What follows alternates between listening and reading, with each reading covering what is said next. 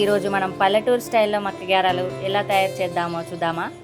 మా వాళ్ళైతే పొలం నుంచి లాత మొక్కజొన్న కంకులు అయితే తీసుకొచ్చిర్రు. నేనైతే మంచిగా వాటిని చక్కగా ఒలుసుకొని దుమ్ము ధూళి లేకుండా మంచిగా క్లీన్గా అయితే వేసుకున్నా. క్లీన్ చేసుకున్న మొక్కజొన్న గింజలు ఒక పాత్రలో పోసుకొని దీనిలోకి మన ఇంట్లో దొరికే సాధారణ పదార్థాలతో రుచికరమైన గారెలు చేసుకోవచ్చు. ముందుగా పచ్చిమిర్చి, కరివేపాకు, అల్లం, కొత్తిమీర, ఉల్లిపాయలు కట్ చేసి అయితే నేనైతే ఒక్కొక్కటి అందులో వేసుకుంటున్నా.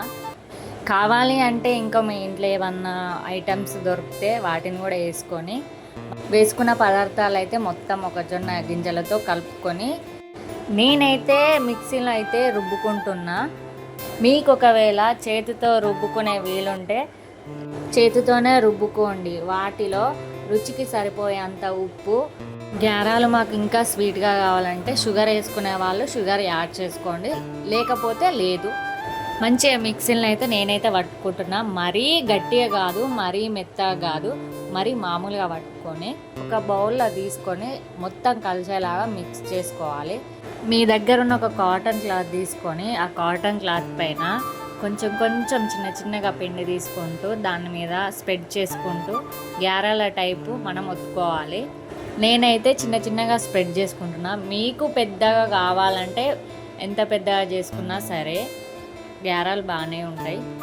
నేనైతే చిన్నగా స్ప్రెడ్ చేసుకొని చిన్నగా చేసుకుంటున్నా. నాకు ఇలాగనే ఇష్టం. నేను అందుకే చిన్నగా గారెలు అయితే చేసుకుంటున్నా. నూనెనైతే వేడెక్కింది.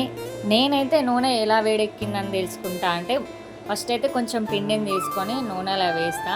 నూనె ఇట్లా పొంగినట్టు అనిపిస్తే నూనె వేడెక్కిందని అనుకొని చిన్న వేసిన మక్క గారెలు అయితే ఆ నూనెలో అయితే వేసుకొని అటు ఇటు అంటూ బంగారు కలర్ వచ్చే వరకు వేయించుకోవాలి నూనెలో. ఇంతకు మీరు నూనె ఎలా వేడెక్కిందని ఎలా తెలుసుకుంటారో నాకు ఒక చిన్న కామెంట్ చేయండి.